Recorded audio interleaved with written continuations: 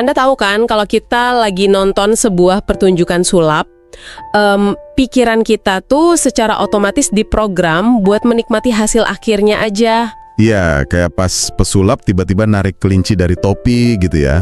Nah, benar banget. Atau bikin benda melayang, terus kita kan secara insting langsung tepuk tangan. Kita nerima keajaiban itu begitu aja, mengonsumsinya sebagai hiburan yang utuh. Di kursi penonton, kita sama sekali nggak mikirin soal kompartemen rahasia di balik panggung. Betul, atau cermin-cermin yang disembunyikan dengan cerdik itu. Tepat, atau latihan berjam-jam yang mungkin bikin jari-jari pesulap itu kapalan bahkan berdarah. Kita cuma peduli majisnya. Pikiran manusia memang mendambakan hasil akhir yang rapi sih, yang tanpa gesekan. Karena mengetahui detail teknis, melihat keringat dan kerja keras di balik panggung, itu justru seringkali merusak ilusi kesempurnaan yang pengen kita nikmati. Seru lagi. Bener. Otak kita tuh lebih suka menyederhanakan hal-hal yang sebenarnya sangat kompleks. Wah, dan kalau kita bawa analogi ini ke dalam rumah, ke dalam ruang lingkup keluarga, dan dinamika pengasuhan anak-anak, anak-anak adalah penonton lugu dari pertunjukan sulap terbesar dan paling emosional ini. Metafora yang sangat menarik. Iya, jadi hari ini di sesi penelusuran mendalam kita punya satu misi khusus. Lewat catatan sebuah esai naratif karya Lukman Hakim yang judulnya Tanpa Syarat, kita mau membedah anatomi dari ilusi tersebut. Oke. Kita akan bongkar gimana kemiskinan, kebohongan sehari-hari, dan pengorbanan absolut itu disembunyikan rapat-rapat di balik kalimat sederhana, kayak misalnya kalimat, "Ibu sudah makan tadi?" Kalimat itu. Jadi misi penelusuran kita kali ini tuh bener-bener mau ngintip ke balik layar pertunjukan sulap keluarga ini dan memahami mekanisme yang menggerakkannya. Teks Tanpa Syarat ini sebenarnya menawarkan materi yang sangat kaya buat dianalisis loh. Kenapa tuh? Karena penulisnya nggak pakai bahasa yang muluk-muluk. Dia justru pakai materialitas kehidupan sehari-hari kayak sepatu, porsi nasi, atap yang bocor, buat memetakan sebuah lanskap psikologis yang rumit banget tentang apa artinya bertahan hidup demi orang lain. Kalau gitu, mari kita mulai dari materialitas kehidupan sehari-hari itu. Narasi ini kan dibuka dengan memotret rutinitas keluarga mereka sebelum badai krisis menghantam ya. Betul, rutinitas yang bisa dibilang jauh dari kata nyaman. Banget. Penulis menggambarkan rumah kecil dengan dinding yang catnya udah mengelupas, terus atap yang selalu jadi masalah tiap musim hujan. Wadah, detail yang sangat klasik tapi menyentuh. Tapi ada satu detail spesifik yang langsung narik perhatian saya. Sang ayah ini diceritakan bangun sebelum matahari terbit, pakai pakaian yang warnanya udah pudar, dan, ini kutipan langsung dari teksnya, mengenakan sepatu yang sudah aus. Ya, sepatu aus. Tapi bagian penutup dari deskripsi itu berbunyi, langkahnya tegas. Itu kontras banget kan? Nah, kontras antara sepatu yang aus dan langkah yang tegas, itu sebenarnya adalah fondasi dari seluruh narasi ini. Maksudnya gimana? Gini, dalam studi sosiologi tentang kemiskinan kronis, narasi yang paling sering muncul itu kelumpuhan eksistensial. Kelumpuhan eksistensial semacam keputusasaan gitu ya? Tepat, kelelahan yang mematikan motivasi. Seseorang yang pakai sepatu aus setiap hari, menghadapi realitas ekonomi yang suram, biasanya tuh punya bahasa tubuh yang menyeret. Seolah-olah gravitasi itu kerasa 2 kali lebih berat buat dia. Masuk akal sih, pasti capek banget secara mental dan fisik. Betul, tapi langkah ayah ini tegas. Karena dia beroperasi di luar sistem motivasi konvensional, dia keluar rumah bukan buat ngejar aktualisasi diri atau meniti tangga karir. Dia punya tujuan yang lebih mendesak. Dia punya sebuah kompas internal yang absolut, yaitu kelangsungan hidup anaknya. Kompas internal? Wah, frasa yang bagus banget. Dan kompas itu juga yang kayaknya ngarahin sang ibu di dapur ya? Iya, adegan di dapur itu juga nggak kalah kuat. Penulis kan mendeskripsikan momen sang ibu berhasil membagi porsi makanan yang sangat terbatas, memastikan piring anaknya penuh. Terus anaknya nanya kan? Iya, pas anaknya nanya atau natap dia, ibu ini melempar senyum sambil bilang ibu sudah makan tadi. Dan sang anak, kayak penonton sulap yang kita bahas di awal tadi, makan hidangan itu dengan perasaan kalau hidup ini ya biasa-biasa aja. Semuanya terasa aman ya buat si anak. Benar, baju bersih selalu ada, nasi selalu di meja. Anak itu sama sekali nggak ngelihat perut ibunya yang kosong. Kalau kita bedah mekanisme dari ucapan, ibu sudah makan tadi, kita bakal ngelihat sesuatu yang jauh lebih kompleks dari sekedar kebohongan putih loh. Lebih dari sekedar berbohong demi kebaikan. Iya, Kebohongan dalam konteks ini berfungsi sebagai tameng pelindung struktural. Secara psikologis, seorang anak secara alami belum punya kapasitas kognitif buat memproses beban eksistensial orang dewasa. Jadi kalau dia tahu yang sebenarnya, malah bahaya. Sangat bahaya. Kalau anak itu tahu ibunya kelaparan demi dia, makanan itu nggak akan lagi jadi nutrisi. Itu bakal berubah jadi beban rasa bersalah yang bisa ngerusak perkembangan mentalnya. Oke, saya ngerti maksudnya. Tapi jujur aja, saya harus sedikit menentang gagasan ini nih. Silakan. Dari sudut pandang psikologi modern, kita kan sering banget dengar betapa pentingnya bersikap transparan ke anak. Betul, komunikasi terbuka itu sering digaungkan. Nah itu, bukannya menyembunyikan realitas kemiskinan dari anak dan bikin realitas palsu di mana semuanya terasa biasa aja, justru bikin anak itu rentan. Tidakkah itu merampas kesempatan mereka buat belajar soal empati dan resiliensi sejak dini? Itu poin yang sangat valid. Perdebatan soal batas transparansi dalam pengasuhan emang terus berjalan sampai sekarang. Tapi, kita harus membedakan antara mengajarkan realitas kehidupan dengan membebani anak pakai teror kelangsungan hidup. Teror kelangsungan hidup, maksudnya ketakutan bakal kelaparan gitu. Iya, apa yang dilakuin orang tua di cerita ini bukan bermaksud memanjakan, tapi murni melindungi fondasi rasa aman dasar sang anak. Oh, rasa aman yang paling basic ya? Bener. Anak yang tumbuh dengan kecemasan konstan kayak mikirin apakah keluarganya bisa makan besok, seringkali mengalami trauma. Trauma ini bisa ngubah arsitektur otak mereka, memicu mode kewaspadaan tinggi atau yang kita sebut hypervigilance seumur hidup.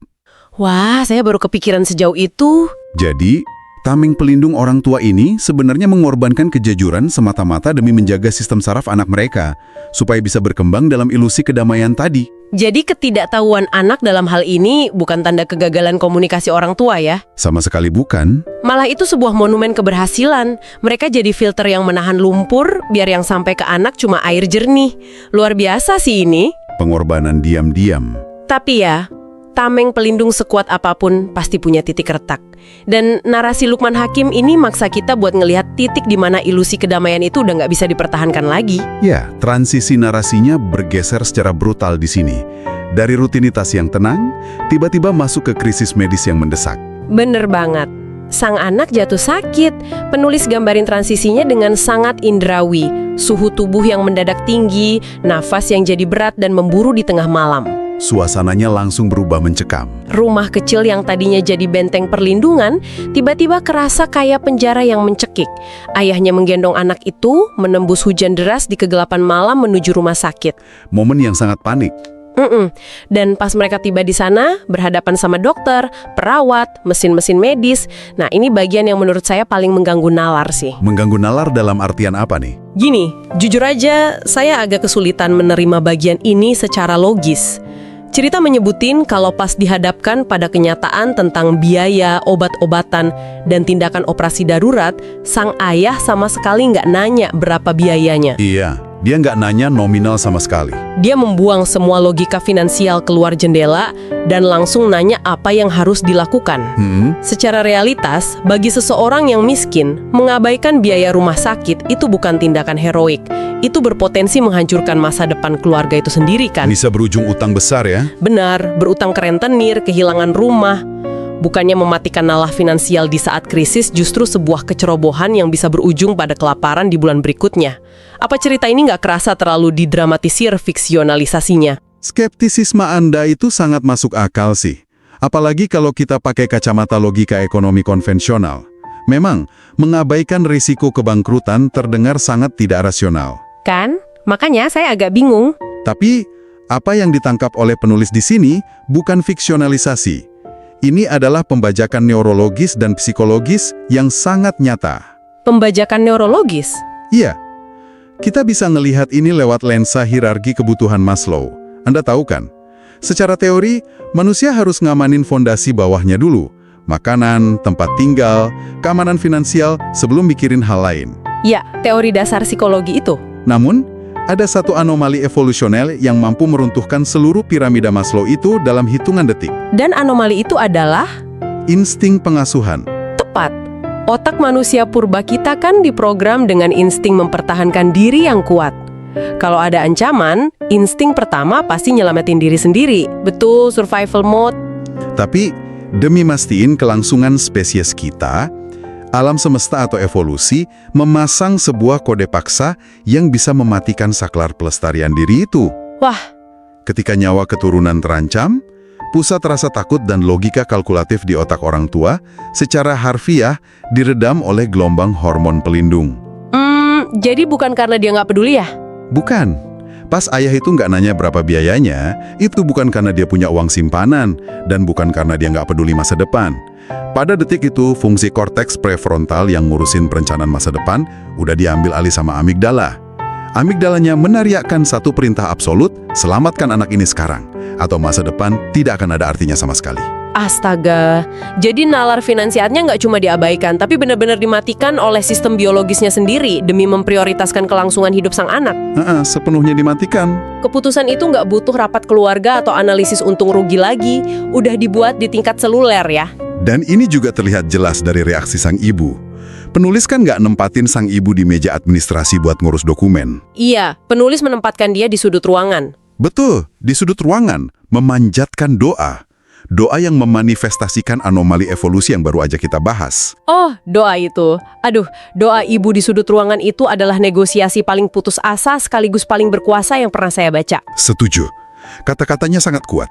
Di tengah bunyi berisik mesin rumah sakit, bibir sang ibu bergetar ngucapin, ambil apa saja dariku, asal jangan anakku. Merinding ya dengernya. Banget. Dia nggak meminta keajaiban gratis, dia menawarkan sebuah transaksi kosmik. Dia meletakkan nyawanya, kesehatannya, sisa umurnya di atas meja sebagai alat tukar. Ambil apa saja dariku. Kalimat ini tuh puncak dari dekonstruksi ego manusia. Dekonstruksi ego. Iya, karena dalam interaksi sosial biasa, kita selalu menghitung apa yang bisa kita pertahankan, kan? Selalu ada ego yang dijaga. Nah, tapi di titik kritis ini, sang ibu mengosongkan dirinya sendiri. Dia bersedia jadi cangkang kosong, asalkan isi dari cangkang itu, yaitu anaknya, bisa terus hidup. Ini definisi operasional dari cinta yang melampaui batas fisik tubuh manusia itu sendiri. Wow. Dan akhirnya operasi darurat itu pun berjalan. Penulis lalu ngebawa kita ke momen pasca operasi yang sangat hening. Kontras dengan kepanikan sebelumnya. Sangat kontras. Ketika dokter akhirnya keluar bawa kabar kalau masa kritis udah lewat, anaknya selamat, kita disuguhkan respons yang di luar ekspektasi. Nggak ada teriakan histeris, nggak ada lompatan kegirangan ala film-film Hollywood gitu. Respons fisiknya sangat tertahan ya, yang justru mengamplifikasi bobot emosional kejadian itu. Ayah itu merosot, menunduk ke lantai. Deskripsi dari penulis tuh tajam banget. Bukan karena lelah, tapi karena syukur yang terlalu besar untuk ditahan. Luar biasa. Dan ibunya menangis, bukan karena sedih, tapi karena cinta yang akhirnya menemukan jalannya. Menarik banget ngelihat gimana emosi ekstrim, mau itu teror ataupun kelegaan absolut, justru melumpuhkan tubuh fisik mereka, bukannya bikin meledak-ledak. Tubuh mereka mengendur karena sistem saraf simpatik mereka akhirnya dimatikan. Sistem saraf simpatik itu yang ngatur adrenalin ya? Betul, mode bertarung atau lari yang paling ekstrim. Selama berjam-jam mereka ada di mode itu. Jadi rasa syukur yang narik ayah ke lantai, itu sebenarnya representasi dari gravitasi emosional. Bebannya akhirnya lepas. Beban kecemasan yang nahan napas mereka terlepas, menyisakan kekosongan yang diisi kelegaan pekat, sampai tubuh mereka nggak mampu menopangnya sambil berdiri. Badai di rumah sakit itu pun reda. Waktu kembali berjalan normal, anak itu pulih, dan tahun demi tahun berlalu. Nah, disinilah narasi Lukman Hakim melompat ke fase yang bawa kita pada esensi terdalam dari judul Tanpa Syarat. Fase kedewasaan sang anak. Iya. Anak lugu yang tadinya cuma penonton pertunjukan sulap ini sekarang tumbuh dewasa. Dan ya, kedewasaan kan bawa kemampuan buat melihat menembus ilusi masa lalu ya. Anak ini mulai merangkai kepingan-kepingan memori yang dulunya nggak masuk akal buat dia. Dia mengalami pergeseran kognitif di titik ini. Dari yang cuma menerima informasi di permukaan, jadi mampu membaca subteks dari sejarah keluarganya. Dia akhirnya nyadar kalau ayahnya diam-diam udah ngejual satu-satunya barang berharga warisan keluarga demi melunasi tagihan rumah sakit malam itu. Wah. Dia juga nyadar tiap kali ibunya bilang ibu sudah makan, itu adalah kebohongan yang bikin lambung ibunya sendiri perih. Fakta-fakta ini benar-benar menghantam si anak. Pasti rasanya hancur sekaligus takjub ya. Banget. Dan penemuan ini memaksanya buat menghadapi orang tuanya dengan sebuah pertanyaan fundamental. Suatu hari dia nanya, Kenapa dulu ayah dan ibu melakukan semua itu? Kenapa milih buat menderita sedemikian rupa demi dia? Dan jawaban dalam teks ini, biarpun ringkas, punya daya hancur yang luar biasa terhadap teori-teori sosiologi interaksi manusia. Nggak ada pidato panjang ya dari orang tuanya? Nggak ada sama sekali. Nggak ada pidato soal tugas moral, nggak ada daftar pengorbanan yang dibacain ulang, cuma usapan lembut di kepala. Dan kalimat, karena kamu anak kami. Analisis yang menurut saya adalah jantung dari sesi bedah materi kita hari ini. Penulis bilang kalau kasih sayang ini tidak pernah membuat daftar. Tidak pernah membuat daftar. Saya pengen kita berhenti sejenak di sini. Konsep tidak membuat daftar ini bener-bener ngebalik cara kita berinteraksi satu sama lain. Kalau boleh saya kasih analogi nih. Interaksi manusia pada umumnya tuh kayak buku catatan arisan. Buku catatan arisan. Konsep yang menarik, coba kita urai. Gini, bayangin sebuah buku catatan di mana tiap kolomnya nyatet siapa yang udah ngasih dan siapa yang harus nerima. Oke, pembukuannya. Yah, dalam pertemanan, urusan kerjaan, bahkan romansa, kita kan selalu pegang pena sama buku catatan itu.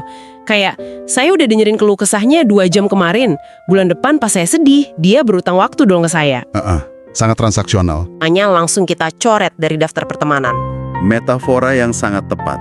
Manusia itu secara inheren emang makhluk kalkulatif yang beroperasi pakai prinsip resiprositas atau hubungan timbal balik. Selalu ada timbal balik ya. Bahkan dalam teori altruisme evolusioner sekalipun, tindakan menolong orang lain seringkali didorong ekspektasi tak sadar kalau suatu hari nanti orang itu bakal nolong kita balik. Sistem ini yang ngejaga keseimbangan sosial kita. Tapi coba lihat apa yang dilakuin orang tua di cerita ini. Mereka ngambil buku catatan arisan itu, ngerobek-robeknya, terus ngebuangnya ke tempat sampah. Bener-bener dihapus. Gak ada kalkulasi utang budi. Mereka nguras tabungan, ngorbanin kesehatan, tanpa ada niat sedikit pun buat nagih semacam dividen atau pengembalian investasi pas anaknya sukses nanti. Ini kan melawan semua insting dasar manusia tentang keadilan transaksi. Sepenuhnya melawan arus. Dan disitulah letak anomali yang bikin konsep cinta orang tua jadi sesuatu yang transenden. Transenden? Iya, tanpa syarat itu berarti mengabaikan prinsip dasar pertukaran yang adil. Mereka bertindak sebagai donor yang mengalirkan segalanya ke satu arah, tanpa masang pipa saluran balik. Wah, luar biasa. Dan penulis menyimpulkan fenomena ini dengan merumuskan ulang definisi kedewasaan. Di kalimat penutupnya, dia menyatakan kalau kita baru benar-benar mengerti saat kita berhenti melihat dengan mata dan mulai merasakan dengan hati. Berhenti melihat dengan mata, mulai merasakan dengan hati. Kalau kita hubungin sama diskusi kita dari awal, melihat dengan mata itu cara si anak menikmati pertunjukan sulap di masa kecilnya. Betul, fokus ke hasil akhirnya aja. Matanya cuma nangkep makanan di atas meja, baju yang disetrika rapi, dokter yang rawat dia. Semuanya bentuk fisik, empiris dan nyata. Matanya nggak bisa ngelihat rasa lapar yang disembunyikan atau kecemasan finansial yang menekan dada ayahnya. Sementara merasakan dengan hati, itu adalah proses membuka tabir ilusinya. Ini bukan cuma soal jadi emosional ya, tapi tentang punya kapasitas empati tingkat tinggi. Empati tingkat tinggi. Sang anak akhirnya mampu merasakan luka yang gak berdarah dan kelelahan yang gak pernah disuarakan sama orang tuanya. Ini sebuah pergeseran peran yang sangat monumental. Sang anak berhenti jadi sekadar penerima manfaat yang pasif dan bertransformasi jadi seorang saksi mata atas pengorbanan yang diam-diam menopang seluruh hidupnya. Transformasi jadi saksi mata inilah yang ngasih makna utuh pada pengorbanan itu. Selama ini kan orang tuanya bekerja dalam kegelapan. Penyadaran sang anak ini ibarat menyalakan lampu di ruang bawah tanah. Terlihat jelas semuanya. Memperlihatkan pilar-pilar penyangga yang retak tapi tetap kokoh nahan beban bangunan di atasnya. Sungguh sebuah perjalanan bedah narasi yang membongkar banyak asumsi kita hari ini.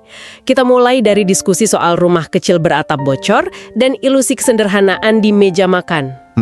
Terus kita menganalisis gimana sistem nalar manusia dibajak habis-habisan pas menghadapi krisis nyawa, di mana doa dan keputusasaan jadi alat negosiasi absolut. Sebuah dekonstruksi ego yang ekstrim. Dan akhirnya kita tiba di momen pembongkaran buku catatan arisan transaksional manusia itu, di mana sang anak nyadar kalau dia hidup berkat cinta yang gak pernah minta balasan. Teks dari Luqman Hakim ini pada akhirnya bukan sekedar cerita satu keluarga aja. Ini tuh semacam cermin yang maksa kita buat mantulin cahaya ke masa lalu kita sendiri. Mengingatkan kita ya. Mengingatkan pada hukum kekekalan energi dalam konteks emosional. Kenyamanan yang kita rasakan hari ini, kedamaian yang kita punya sekarang, hampir pasti dibayar oleh keringat dan kecemasan seseorang di masa lalu. Wah, dan itu bawa kita pada penutup yang sangat krusial. Cerita ini kan berhenti pada momen di mana sang anak akhirnya memahami pengorbanan itu. Epifaninya kerasa udah utuh lengkap. Tapi setelah membedah anatomi dari konsep tanpa syarat ini, ada satu pertanyaan tajam yang tersisa buat Anda. Sesuatu yang menggema kuat di luar teksnya ya. Betul. Pertanyaannya begini, apakah kita, Anda yang sudah mendengarkan ini, benar-benar bisa memahami totalitas dari cinta yang merobek buku catatan transaksi ini hanya dengan mendengarkan ceritanya?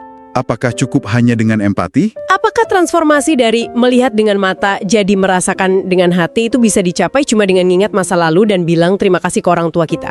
Ataukah rahasia sejati dari pengorbanan ini rasa sakit yang melegakan dari ngasih seluruh napas Anda tanpa minta jaminan pengembalian apapun, baru bakal benar-benar terbuka kuncinya saat suatu hari nanti Anda sendiri berdiri di tengah hujan deras, mematikan logika rasional duniawi Anda saat menggendong anak Anda sendiri untuk pertama kalinya. Sebuah pertanyaan yang sangat layak direnungkan. Nyalakan lampu ingatan Anda dan lihat kembali pilar-pilar penyangga yang mungkin udah berkorban tanpa suara demi menaruh Anda di tempat Anda berdiri hari ini. Sampai jumpa di eksplorasi kita berikutnya.